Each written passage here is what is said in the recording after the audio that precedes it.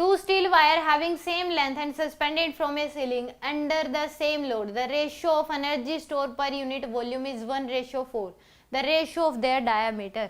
तो यहाँ पे हमें पता है energy store per unit volume क्या होता है, half into stress into strain, ये होता है आपके पास। तो यहाँ से हमें दो रेशियो दे रखा है, एनर्जी स्टोर का रेशियो दे रखा है, रेडियस का रेशियो बताना है, सेम लोड, एफ की वैल्यू सेम है, तो ये आ जाएगी हाफ इंटू में स्ट्रेस इंटू में स्ट्रेन को हम जो है लिख सकते हैं स्ट्रेस बाय में वाई, क्या लिख सकते हैं स्ट्रेस बाय वाई, तो आ जाएगा हाफ इंटू में स्ट्रेस का स्क्वायर डिवाइड बाय में वाई,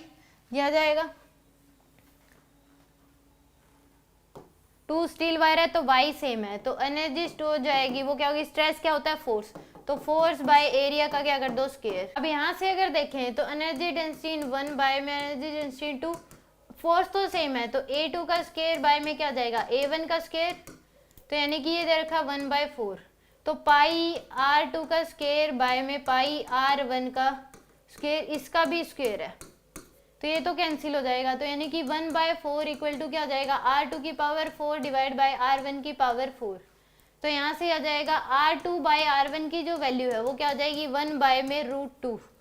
ये आएगी आपके पास। तो R1 बाय R2 की जो वैल्यू है वो कितनी आ जाएगी √2 बाय में 1, तो यही डायमीटर का रेशियो भी हो जाएगा, तो यानी कि ए ऑप्शन क्या होगा इसका करेक्ट होगा, क्योंकि इसका भी डबल करोगे, डायमीटर क्या होता है रेडियस का डबल, तो यानी कि इसका भी डबल करोगे तो वो कैंसिल, तो जो रेडियस का रेशियो वही डायमीटर का रेशियो आ जाएगा।